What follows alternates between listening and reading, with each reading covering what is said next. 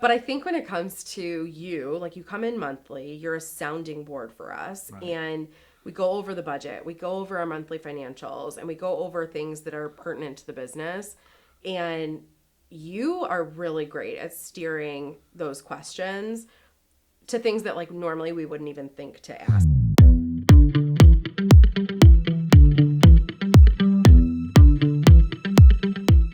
Thank you for coming today, Jenny Rosso Yeah. with KDI Design. Thanks for having me. I appreciate you doing this. I know it's one of your wish lists for this It Regina is. podcast. You're checking it off. You're totally screwed being with me. But so Jenny's been a client of mine for a long time. I want you to at least say quickly a little bit about your background and how long we've known each other and what you did to get here and what your role is a little bit. So graduated college and kind of took on a part-time job that it was like, that's just not going to work for me. So mom and dad, Kit and Jan, enticed me to come here, and 11 years later, I'm here. So I'm vice president of the company. I am client facing. I've got a team behind me that handles the design and project management, but I really am kind of the face of the company at this point. My question, most people don't even know what a fractional CFO does or whatever, but you've gotten to grow up with this and you didn't really have a finance background at all. You know, I've always, because of my dad being the CFO here, like we've openly talked about money. That's just been something that's been very normal in my family. So we've always had open dialogue about it. But to say that I understood it before coming to KDI, I could not confidently say that. You now are grasping these concepts of what it means to be, using your financial knowledge to help you run your business. So, well, I think to that point though, I think it helps when somebody dumbs it down.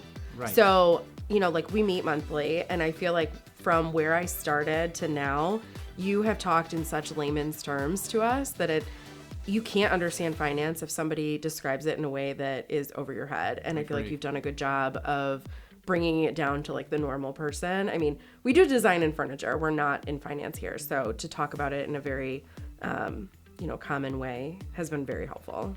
I just want to talk to you a little bit about clients like yourself that are in construction or related to that, and how my clients are really having to deal with these cost increases and trying to get the project done on budget, on time.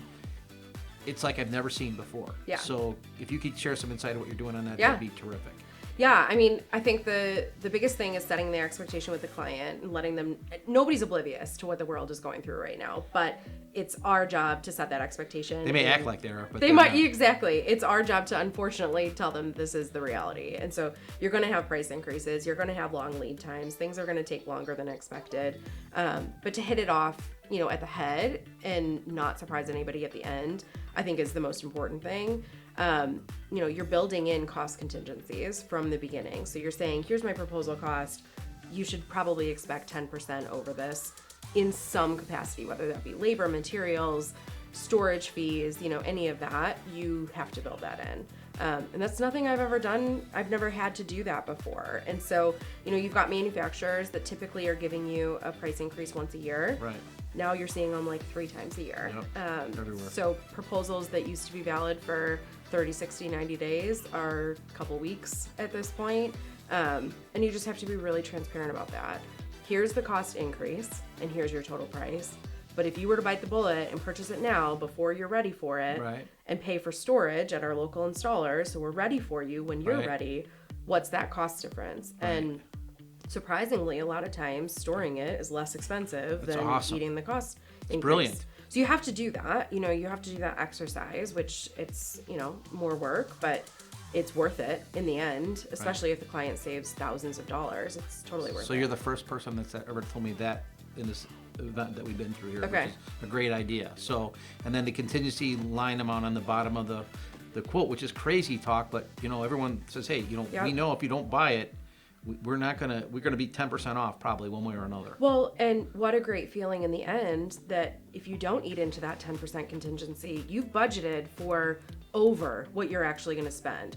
That's a way better feeling than coming at the end with a change order for 10% over what you thought you were going to be paying for. That's a kick in the butt. So what I'm seeing is, like, say you need a thing and it's just back ordered, you can't get it. Yep. They're having to go find it somewhere else, and it's always more expensive. Always. Or you've got clients that, say you've put together this awesome palette, it's perfect, it's priced very fairly.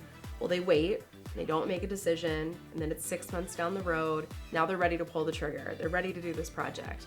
Well, either those materials aren't available, they're more expensive, or you're now in such a time crunch that the lead time of 12 weeks is no longer doable. So now I have to go value engineer it with some, product that's not appropriate for the space, and you're probably spending more money and it's not the right product. So like what is the benefit of waiting? At this point, we're kind of in this this game of tornado. It's a tornado. It's a tornado, and you've got to make decisions really quickly. Right.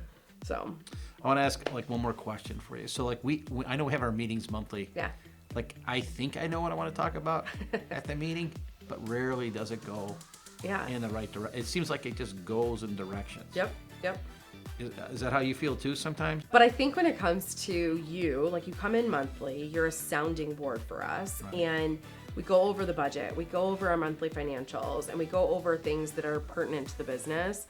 And you are really great at steering those questions to things that like normally we wouldn't even think to ask ourselves. So a lot of times it's the first thing we do, looking at the numbers, and a lot of times it's the last thing we do. Yes. Because there's things that are on my mind or on your mind, and we start going in a direction, Yep. and it's all the stuff that starts to happen, right? It's not just how do we do last month. Right, exactly. I always go into a meeting because I'm thinking about you. Yeah. I'm thinking about what I would think about if I was you. Yep. Well, and we don't know what questions to ask. There's a reason that we bring you in. You know more about this stuff than we ever will. And that's just simply because I get to work with so many owners, right? Yeah. So, and I've also been doing this for like 37 years. Yeah. And so my happy place is to watch you guys be successful. Yeah.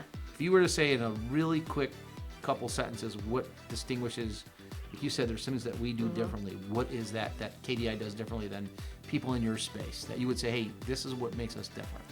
We've gotten a few jobs lately that a client has literally said, you guys care more than any other person on the job. And it sounds so cliche, but like I do. And I've been brought up in this business to do the right thing for the client. And it sounds cheesy, but it is the backbone of why we do what we do. And so many of our clients, in this day and age, labor is short and people are short on resources. And I think that they use that as a little bit of an excuse as to why things fall short, and I just don't believe in that. And it's, you work with what you've got, but your clients take precedence over everything. So, I think from a heart standpoint, that's why we stand out.